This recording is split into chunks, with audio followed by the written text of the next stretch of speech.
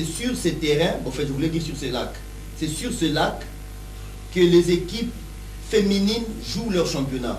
Mais comment voulez-vous avoir de résultats si les championnats se jouent sur ces lacs-là?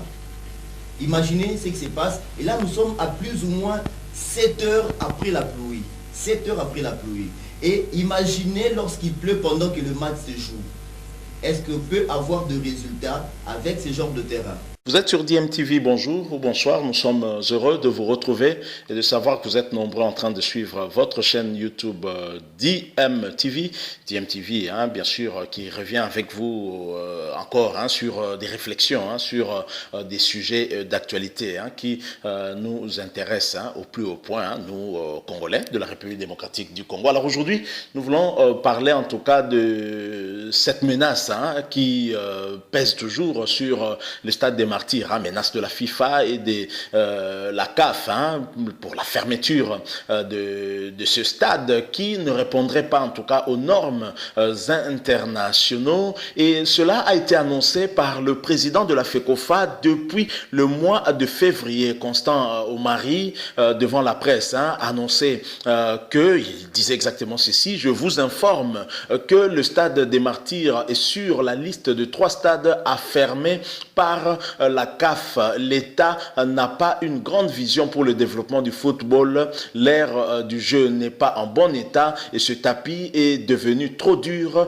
Même les services médicaux des clubs de nos propres professionnels nous écrivent pour se plaindre. Et cela, Constant Omari le disait depuis le mois de février. Alors, la problématique de la réhabilitation du stade de Martyrs qui continue à se poser avec acuitance.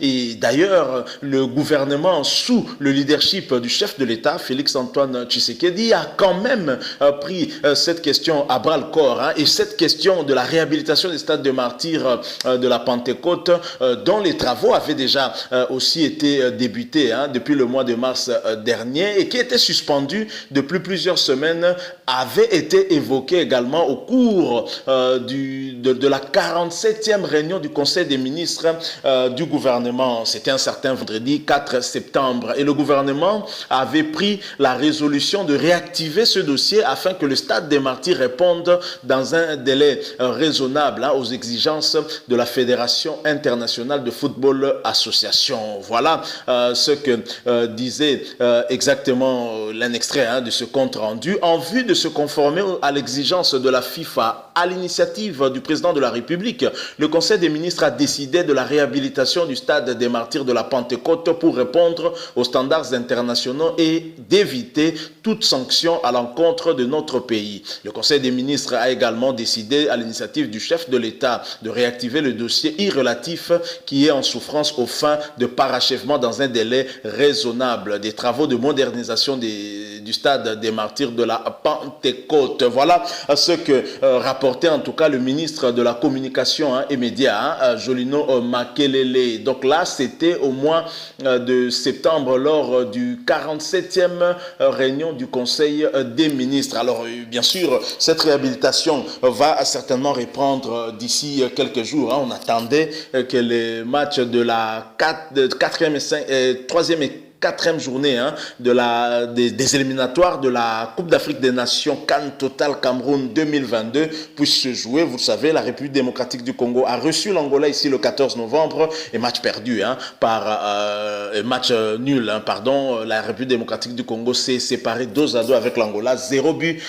partout. C'est au match retour que l'Angola avait effectivement perdu sur un but de Niskens Kebano. Alors la problématique de l'état de l'ère de jeu du stade des martyrs a même fait en sorte que la République démocratique du Congo n'a pas pu bénéficier des services d'un joueur comme Arthur Maswaku. On n'a pas compris, Arthur Maswaku qui avait été déclaré blessé, finalement on l'a vu jouer avec son club de West Ham. C'était d'ailleurs lors d'une rencontre qu'il les avait opposés avec le club de Niskens Kebano Folam. Mais Arthur Maswaku n'est pas venu ici. En fait, si Arthur Maswaku n'était pas venu, c'était justement à cause de l'ère de jeu du stade des martyrs.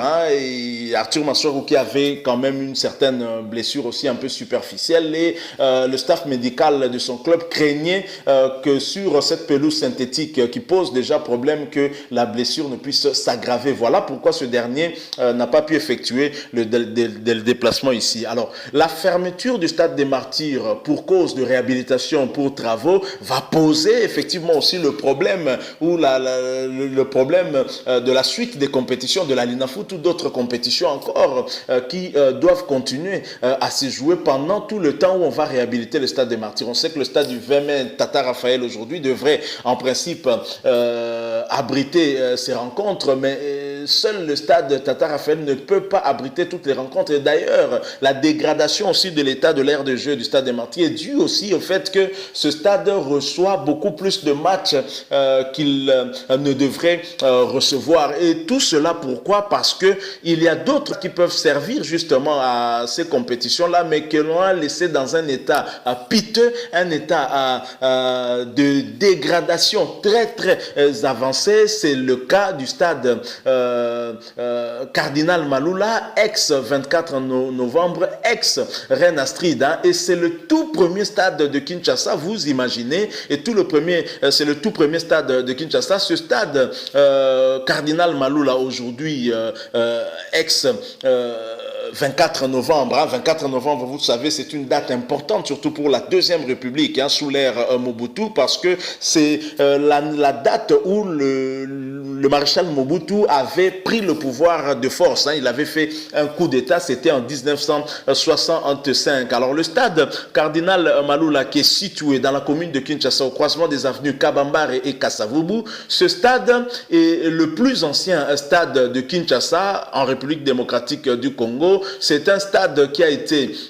inauguré sous le nom de stade Reine Astrid, et c'était en 1937, et c'était en honneur à la reine des Belges, hein, née Astrid de Suède, qui épousa le futur roi Léopold III de Belgique, et elle mourut dans un accident de voiture. Et le stade sera renommé stade du 24 novembre, date du coup d'état de Mobutu Sese Seko Kukumbwendu Wazabanga. Il a finalement été renommé, rebaptisé donc stade Cardinal Maloula, en l'honneur du cardinal Joseph Albert Maloula, qui est le tout premier cardinal de la République démocratique du Congo. Il faut également noter que c'est le prêtre catholique belge Raphaël de la Quétule, hein, qui, créateur de l'Union sportive de Léopoldville, hein, Léopoldville Kinshasa aujourd'hui, qui avait initié la construction de ce stade. Donc le stade Cardinal Maloula, ex-24 novembre, est l'un des plus vieux stades. C'est le plus vieux stade de Kinshasa qui a été en tout cas construit sous l'ère coloniale, hein, sous l'ère belge, et ce stade qui est à l'abandon et aussi connaît une dégradation très très avancée, mais ce stade a continué de servir notamment plusieurs clubs de la capitale, notamment le Daring Club Motema Pembe, qui s'est entraîné là-bas au lendemain de la séparation, hein, et de la création du Football Club Renaissance. On se souviendra qu'à la tête du Daring Club Motema Pembe sera un certain Jantini Ngobila, aujourd'hui devenu gouverneur de la ville de Kinshasa, et c'est sous la présidence de Jantini Ngobila que le Daring Club Motema Pembe s'entraînait justement à ce stade-là qu'on appelle aujourd'hui zélotique. Le terrain n'a plus de pelouse, donc on appelle un terrain zélotique, alors que c'est un stade qui avait un aire de jeu avec pelouse. Alors, toujours au menu, hein, d'un entretien qui avait en tout cas rappelé l'international français d'origine congolaise, bien sûr, Blaise Matuidi, et qui avait rencontré le gouverneur de la ville-province de Kinshasa actuel, Jantini Ngobila, ancien président du Daring Club Motema Pembe, qui s'est entraîné dans ce stade-là, Cardinal Maloula. Alors Blaise Matuidi, c'était autour du juin 2019 qui avait rencontré le gouverneur de la ville-province de Kinshasa. Il était en vacances ici à Kinshasa avec sa femme, hein, et ses parents. Et le champion du monde 2018 qui a rendu visite au gouverneur, hein, de la ville-province de Kinshasa, et avait en tout cas exprimé également son désir désir de voir le stade Cardinal Maloula réhabilité. Alors, je pense que ces discussions-là devaient intéresser au plus haut point ce gouverneur, puisque lui-même fut président d'un grand club sportif de Kinshasa ici, qui s'est entraîné dans ce stade-là. Il connaît très bien l'état de dégradation très avancé de ce stade, et je pense que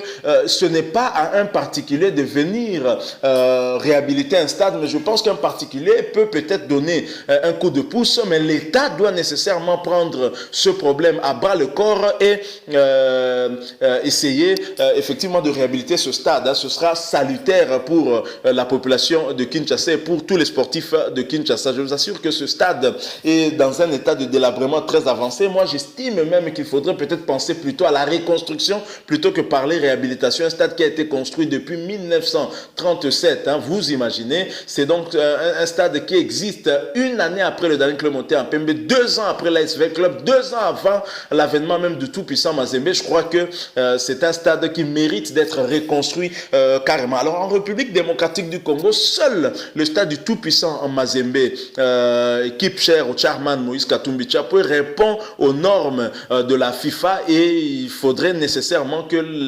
le stade des Martyrs puisse également être rendu à ces normes-là, et surtout l'ère de jeu qui va nous créer des problèmes, qui va faire en sorte que finalement les clubs vont de plus en plus refuser de libérer leurs joueurs afin qu'ils viennent jouer des rencontres sportives pour la République démocratique du Congo ici à Kinshasa, étant donné que l'ère de jeu du stade des Martyrs est dans un état qui devient en tout cas un risque pour les acteurs qui s'y produisent. Donc voilà dont nous avons voulu un tout petit peu échanger avec vous. Mais vous savez, la problématique des réhabilitations des stades dans notre pays est également un problème de mauvaise gestion, parce que trop souvent l'argent sort. Mais qu'est-ce que nous constatons?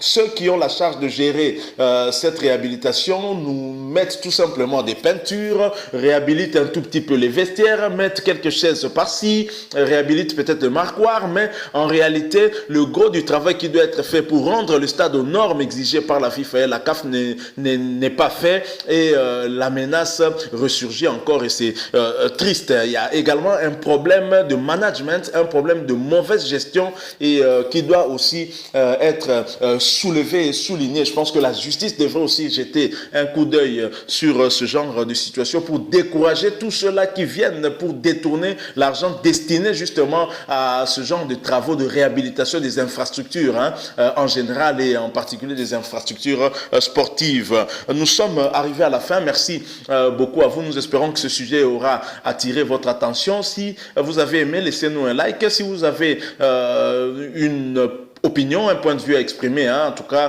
faites-nous le savoir par commentaire, mais surtout abonnez-vous à votre chaîne DMTV. N'hésitez pas aussi de cliquer sur cette petite cloche de notification qui apparaîtra tout de suite après que vous soyez abonné. Elle vous permettra de ne plus rien manquer des prochaines vidéos que nous mettrons en ligne ici. Merci encore une fois à vous pour le temps que vous nous avez accordé. Nous espérons vous retrouver très prochainement avec un autre sujet d'actualité. En attendant, portez-vous bien. DMTV vous dit au revoir.